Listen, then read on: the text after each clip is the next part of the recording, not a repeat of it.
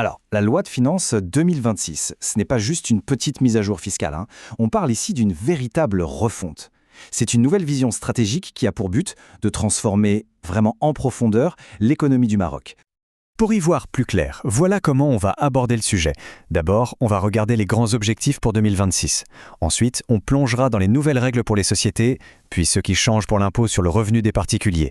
On enchaînera avec les incitations pour les secteurs clés et on terminera par un gros morceau, la simplification de tout le système.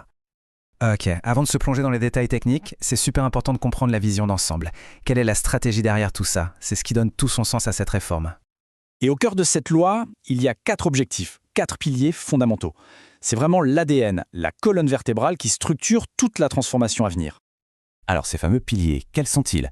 Eh bien ça va de l'intégration du secteur informel, un énorme enjeu, à l'amélioration de la compétitivité en passant par l'harmonisation avec les standards internationaux et, très important, le renforcement de la cohésion sociale. En fait, c'est le pourquoi de toute la réforme. Il faut vraiment garder ça en tête parce que chaque mesure qu'on va voir maintenant, que ce soit sur la TVA ou l'impôt sur le revenu, essaie de répondre à l'un de ces grands objectifs.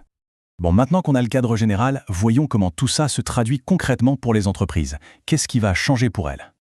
Un des changements les plus directs, c'est l'élargissement des exonérations de TVA. En clair, des produits de base comme les pâtes ou le couscous, mais aussi les méthodes de récupération ne seront plus soumis à la TVA.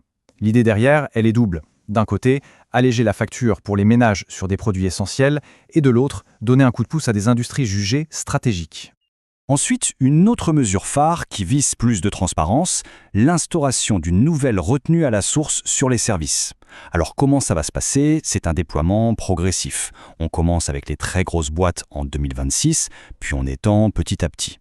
L'objectif, c'est clairement de lutter plus efficacement contre la fraude. Le secteur du sport, lui aussi, a droit à un traitement de faveur. On parle ici de l'exonération quinquennale. C'est un nom un peu technique pour dire quoi? Eh bien, c'est un congé fiscal de 5 ans pour les sociétés sportives qui viennent de se créer. C'est un signal très fort pour attirer les investisseurs et aider à professionnaliser tout le secteur. Ok, on a vu les entreprises, mais la réforme ne s'arrête pas là, loin de là. Il y a aussi des changements importants du côté de l'impôt sur le revenu, ce qui nous concerne tous un peu plus directement. Et puisqu'on parlait du sport juste avant, justement, comment est-ce que leur fiscalité va évoluer?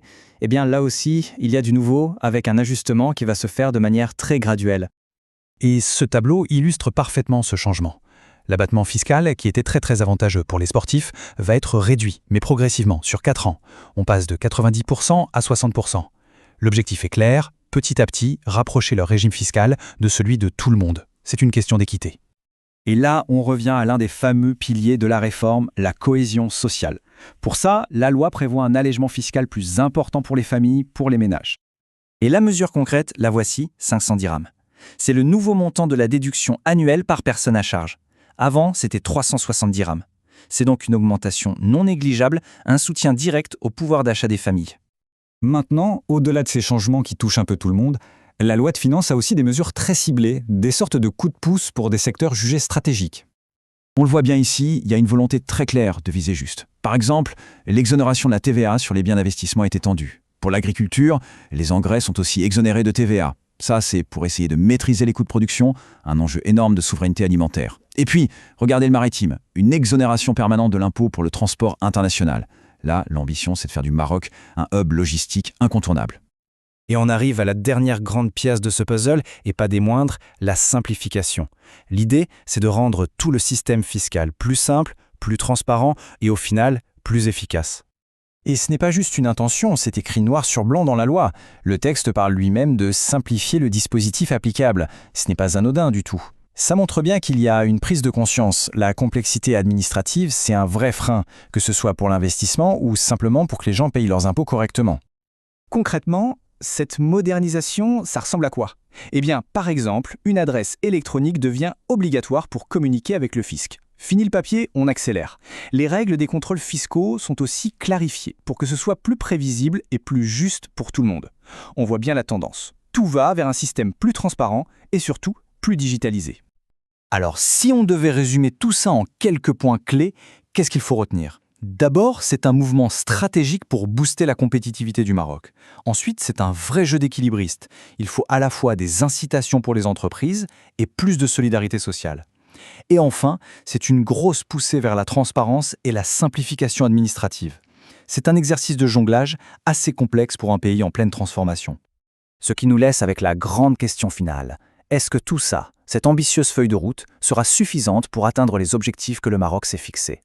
Sur le papier, la direction est claire. Mais son succès final dépendra évidemment de sa mise en application sur le terrain et aussi, il ne faut pas l'oublier, d'un contexte économique mondial qui reste plein d'incertitudes.